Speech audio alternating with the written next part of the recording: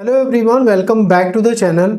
Debit note, credit note, GST के ऐसे दो डॉक्यूमेंट्स हैं जिसमें ज़्यादातर ट्रेडर्स कंफ्यूज रहते हैं।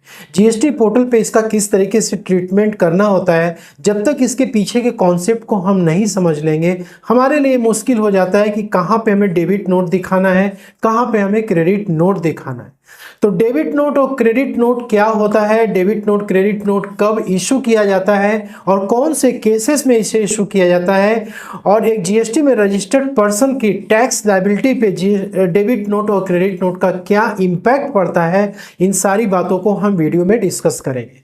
तो जीएसटी में एक सप्लायर ही डेबिट नोट और क्रेडिट नोट को इशू कर सकता है। यहाँ पे जो रेसिपिएंट है ना, रेसिपिएंट का जो भी नोट है वो उसके डॉक्यूमेंटेशन पर्पस के लिए तो इम्पॉर्टेंट है, लेकिन जीएसटी पोर्टल पे जो सारा काम होता है क्रेडिट नोट और डेबिट नोट का एक सप्लायर ही यहाँ पे करता है, और उसके अकॉर्डिंग ही जो सामने वाली पार्टी है, काउंटर पार्टी, उसकी जो लेजर है, electronic credit ledger, electronic liability ledger, उसके अकॉर्डिंग वो बदलती रहती है।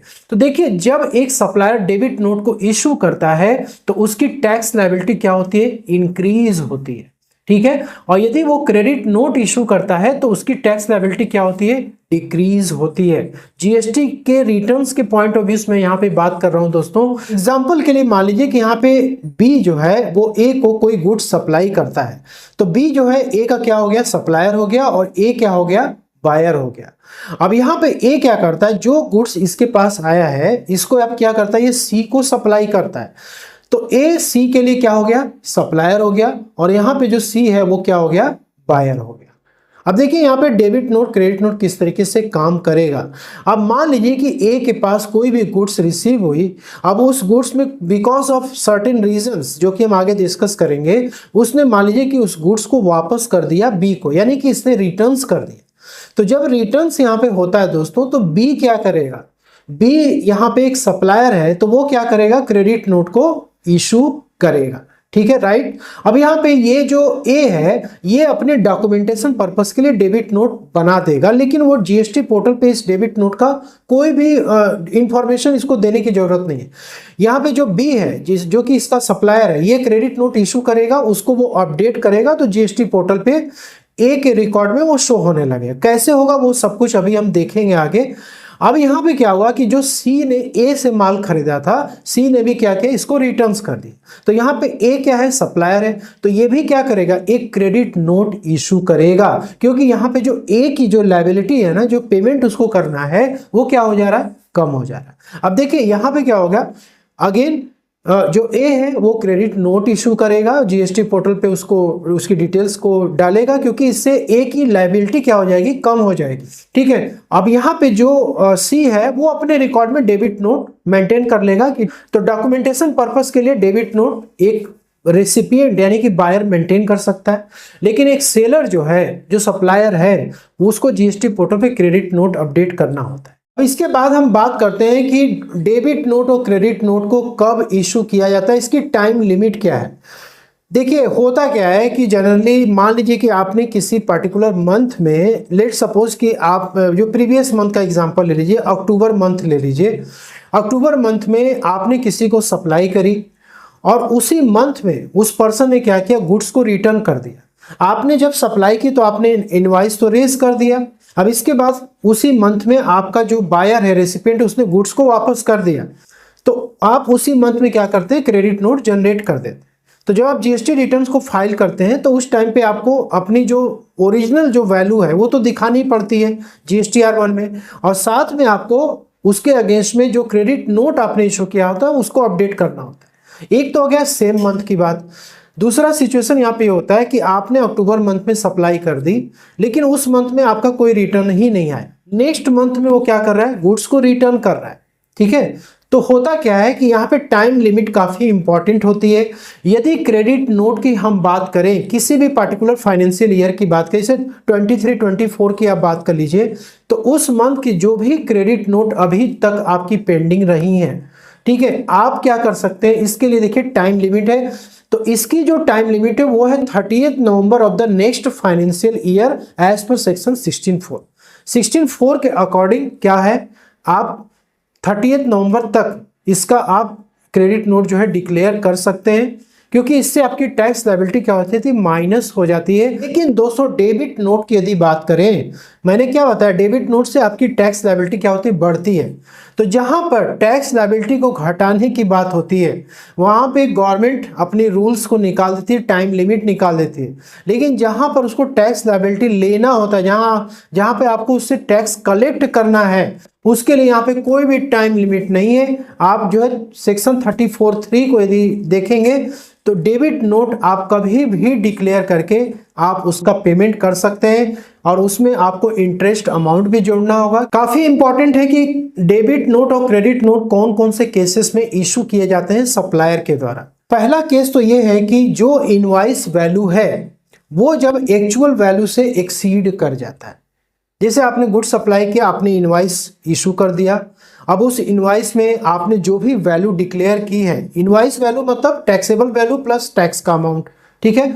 आपके रेसिपिएंट के पास वो इनवॉइस जब जाती है तो आपका रेसिपिएंट आपसे कहता है, यहाँ पे दो चीजें हो सकती हैं। ये तो हो सकता है कि आपने बाय मिस्टेक इनवॉइस वैल्यू ज्यादा दिखा दी है, ठीक है, तो आपका जो रेसिपिएंट है वो आपको बताता है कि भाई एक्चुअल वैल्यू तो इतनी आ रही है, आपने ज्यादा के क्यों इनवॉइस इशू कर रखा है। तो वहां पे दोस्तों आपको क्या करना होता है, क्रेडिट नोट इशू करना पड़ता है, ठीक है। अब ये कभी भी हो सकता है, आपने इनवॉइस इशू कर दिया, हो सकता है इस महीने आपकी पार्टी पेमेंट नहीं कर रही है, नेक्स्ट मंथ में पेमेंट कर रही है, तो उस समय वो आपको बोल सकती है। अब आपने इनवॉइस इशू कर दिया तो आपको जीएसटी रिटर्न्स में तो उसको शो करना है, तो आप वहां पे अपडेट करेंगे। लेकिन जब एक्चुअल वैल्यू की बात आएगी तो उस समय फिर आपको क्रेडिट नोट इशू करना पड़ेगा। इससे आपकी टैक्स लायबिलिटी जो एक टाइम आपने ज्यादा दी थी उसके बाद नेक्स्ट मंथ में वो कम हो जाएगा। Tax rate charge is greater than actual rate. अब जीएसटी का जो रेट है, मान लीजिए कि आप कोई भी आइटम सप्लाई कर रहे हैं, उस पर 12% का रेट है, और आप क्या किए, इनवॉइस जनरेट करते समय आपने बाय मिस्टेक उसको 18% कर दिया। तो यहां पर भी क्या हो रहा है, आपने टैक्स रेट ज्यादा चार्ज कर लिया, तो आपका रेसिपिएंट आपको बोलेगा कि नहीं टैक्स रेट आपने ज्यादा ले रखा है, तो उस केस में भी आपको क्रेडिट नोट इशू करना पड़ता है। नेक्स्ट केस है कि जो आपका बायर है, जो क्वांटिटी उसको आपने सप्लाई करी हुई है वो क्वांटिटी क्या है, कम है, लेकिन इनवॉइस में आपने उस क्वांटिटी को ज्यादा दिखा रखा है। तो यहां पर भी आपने कम क्वांटिटी दी है तो आप कम क्वांटिटी का बिल रेस करेंगे ना। तो आपने तो इनवॉइस रेस कर दिया है, ठीक है, जिसमें कि क्वांटिटी ज्यादा है, तो अब क्या करेंगे, आप क्रेडिट नोट इशू करेंगे। क्रेडिट नोट इशू करके उसको आप जितना भी डिफरेंस आ रहा है उस पर्टिकुलर क्वांटिटी का क्रेडिट नोट इशू करके आप इसको सही कर देंगे। इसका नेक्स्ट है दोस्तों return by buyer. Most of the times ये 4th नंबर का केस ही होता है जिसमें क्रेडिट नोट इशू किया जाता है। जो रेसिपिएंट है, जो बायर है, वो आपसे गुड्स खरीद के ले गया, कुछ समय के बाद वो आपको रिटर्न कर रहा है बिकॉज ऑफ सर्टेन रीजंस की गुड्स जो है डिफेक्टिव क्वालिटी का निकल गया, या फिर जो उसने डिस्क्रिप्शन आपको बताई थी उस डिस्क्रिप्शन में नहीं है, कलर जो है चेंज हो गया, ठीक है, बहुत सारे फैक्टर होते हैं, डैमेज हो गया, ठीक, तो वो रिटर्न्स कर सकता है। तो इस केसेस में भी क्या होता है, आपने गुड्स को जब सप्लाई किया तो आपने इनवॉइस जनरेट कर दी, आपको तो नहीं पता है कि गुड्स रिटर्न होगा, नहीं कुछ समय के बाद वो रिटर्न आ जाता है, तो इस केसेस में भी आपको क्रेडिट नोट इशू करना पड़ता है। और नेक्स्ट होता है सप्लाई के केस में कि यदि आपने सर्विसेज दी है किसी पर्सन को और वो पर्सन आपकी सर्विसेज सेटिस्फाई नहीं होता है, तो उस केस में भी क्रेडिट नोट आप इशू कर सकते हैं, ठीक है, क्योंकि सर्विसेज आप सप्लाई करते हैं तो आप क्या करते हो कि इनवॉइस जो है उसके अकॉर्डिंग जनरेट कर देते हो, लेकिन जो आपका सामने वाली पार्टी है वो आपको बोल सकता है कि आपकी सर्विसेज सेटिस्फाइड नहीं है और इतना पेमेंट हम आपको नहीं कर सकते, तो वहां पर नेगोशिएशन का केस आ जाता है। तो नेगोशिएशन जब होगा तो फिर उस केस में क्रेडिट नोट आपको इशू करना पड़ेगा। अब यहाँ पे डेबिट नोट की बात करते हैं कि एक सप्लायर जीएसटी में डेबिट नोट को कब इशू करता है। देखिए दोस्तों, यहाँ पे डेबिट नोट के लिए सेक्शन 34(3) को आपको स्टडी करना चाहे कर सकते हैं, यहाँ पे कोई टाइम लिमिट वगैरह नहीं होती है। अब देखिए, जब इनवॉइस वैल्यू आपकी कम होती है एक्चुअल वैल्यू से, यहाँ पे जस्ट इसका अपोजिट होता है। आपको लेना था कुछ और अमाउंट, लेकिन आपने क्या किया, कम अमाउंट ले रखा है, ठीक है। यहाँ पे आपकी जीएसटी लायबिलिटी बढ़नी चाहिए थी लेकिन आपने नहीं बढ़ाया, तो इनवॉइस वैल्यू एक्चुअल वैल्यू से कम है। आपको बाद में डेबिट नोट इशू करके इनवॉइस वैल्यू को बढ़ाना होता है और टैक्स लायबिलिटी को बढ़ाना होता है। नेक्स्ट होता है tax charge is less than the actual rate. Same scenario है, आपको 18% लगाना था लेकिन आपने 12% लगा के इनवाइस जनरेट कर दिया, तो रिमेनिंग 6% के लिए आपको डेबिट नोट इशू करना पड़ता है। अब यहाँ पे इन केसेस में एक बायर जो होगा, रेसिपिएंट होगा, वो अपने यहाँ डेबिट नोट जनरेट करेगा अपने बुक्स ऑफ अकाउंट के लिए, जीएसटी पोर्टल के लिए नहीं, क्योंकि उसी के अकॉर्डिंग वो अपने जो भी सॉफ्टवेयर है उसमें वो अपना एडजस्टमेंट करेगा, क्योंकि जो ऑलरेडी एंट्री वो मार चुका है उसको वो तो चेंज नहीं कर सकता, डेबिट नोट से ही करेगा। और यहाँ पर भी सिमिलर सिचुएशन होगी, यहाँ डेबिट नोट इशू हो रहा है सप्लायर के द्वारा, तो वो अपने यहाँ क्रेडिट नोट बनाएगा, ठीक है, बुक अपने डॉक्यूमेंटेशन पर्पस के लिए। ठीक, तो यहाँ पे मैं समझता हूँ कि आपको ये पॉइंट क्लियर हो गया कि डेबिट नोट क्रेडिट नोट कौन से केसेस में इशू किया जाता है। अब देखिए इंपॉर्टेंट यहाँ पर ये है कि एक जीएसटी में रजिस्टर्ड पर्सन की टैक्स लायबिलिटी पे इस डेबिट नोट क्रेडिट नोट का क्या इंपैक्ट पड़ता है, ध्यान से समझिएगा, बहुत ही इंपॉर्टेंट है। अब पोर्टल पे भी मैं आपको समझाऊंगा। मैंने आपको बताया था कि यहाँ पे जो बी है उसने ए को 10,000 रुपये का माल सप्लाई किया था और ए ने सी को 12,000 रुपये का माल सप्लाई किया। एक एग्जाम्पल ले लेते हैं कि यहाँ पर ए ने क्या किया, इसमें से 2,000 रुपये का माल रिटर्न कर दिया बी को, तो बी क्या करेगा, यहाँ पर अपनी एक क्रेडिट नोट जनरेट करेगा। क्रेडिट नोट जब जनरेट करेगा दोस्तों, तो जो ए है ना, ए के जीएसटीआर 2B में इनपुट टैक्स क्रेडिट क्या हो जाएगी, कम हो जाएगी। कैसे होगी, पोर्टल पे भी देखेंगे।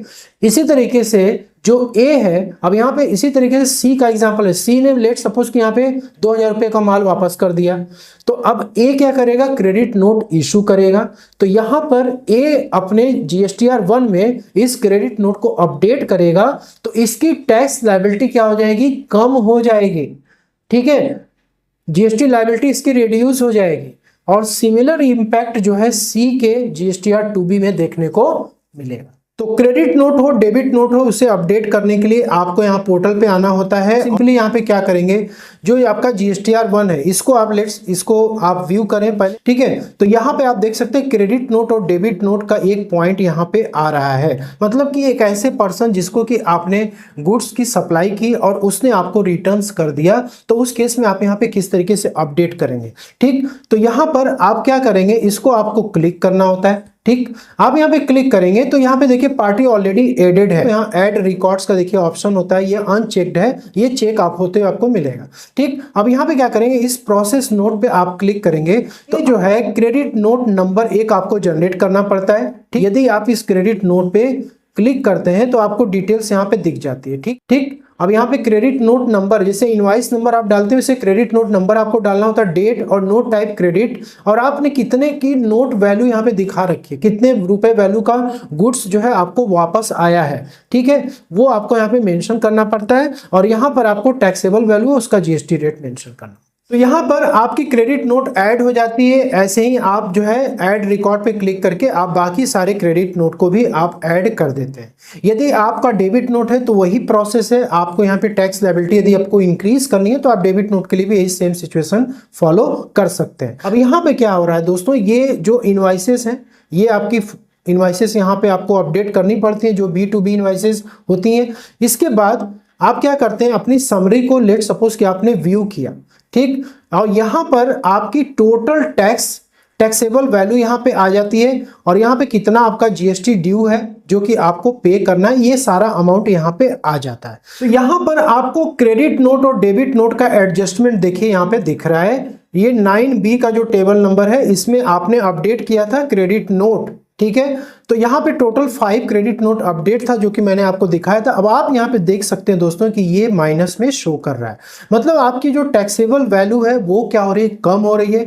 और आपकी जो टैक्स लायबिलिटी है वो भी क्या हो रही है, कम हो रही है। एक सप्लायर के पॉइंट ऑफ व्यू से हमने क्रेडिट नोट और डेबिट नोट को हमने समझा कि उस सामने वाली पार्टी को सप्लाई किया, उसने गुड्स रिटर्न किया, तो अपने जीएसटीआर 1 में किस तरीके से उसको रिपोर्ट करेगा और टैक्स लायबिलिटी को यहाँ पे डिक्रीज करेगा।